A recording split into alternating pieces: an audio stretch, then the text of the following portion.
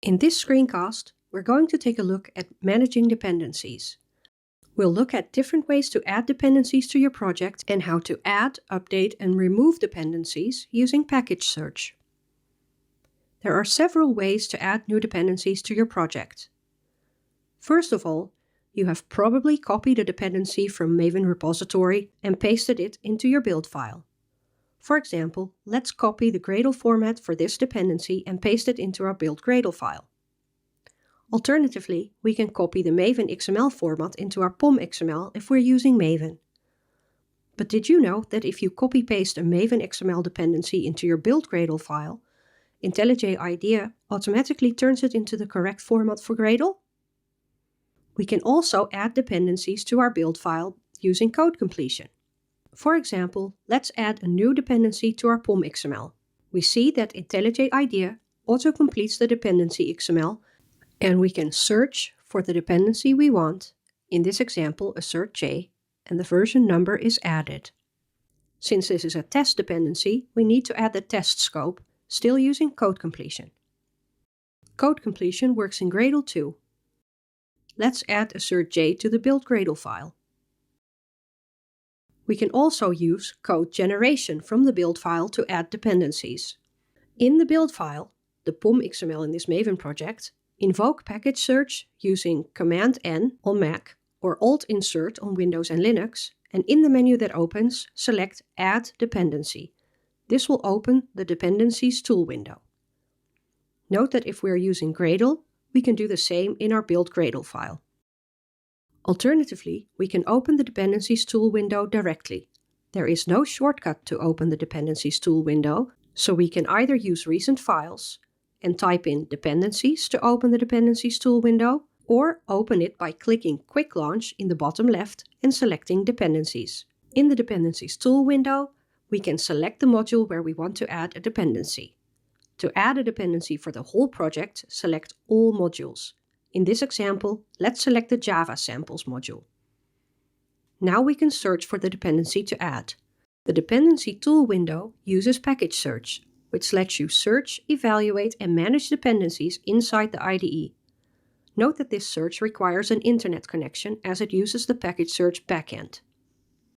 For example, let's search for assert J. Note that we can select a scope for this dependency. The names of the scopes are based on the build tool with which you are working.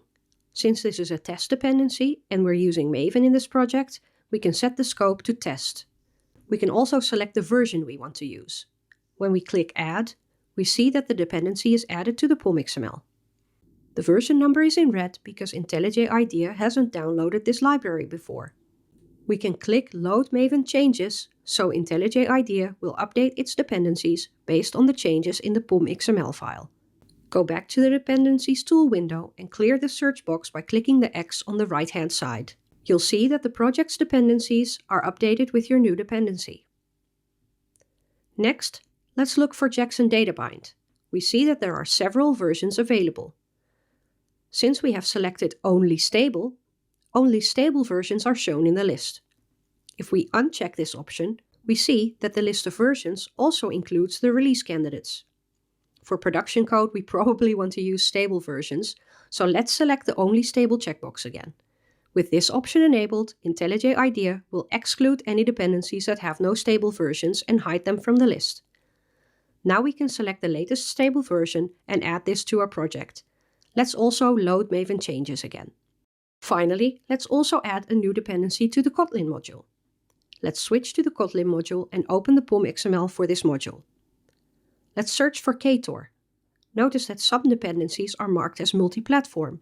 If we want to see only Kotlin multi-platform dependencies, we can select the Kotlin multi-platform checkbox. When we click Add, we see that Ktor is added in the list of dependencies and to the POM XML for the Kotlin module. We will also need to keep our dependencies up to date. To show you how IntelliJ IDEA can help, let's switch to this extremely outdated project.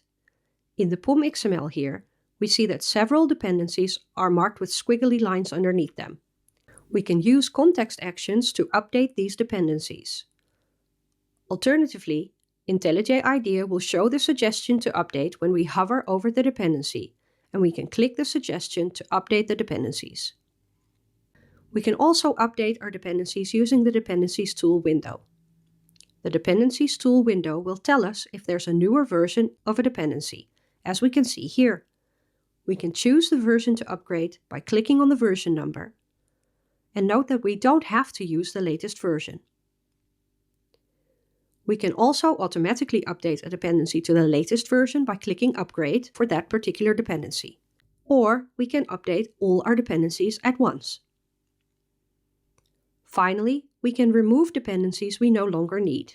In the Dependencies tool window, let's remove Jackson DataBind from the Java module.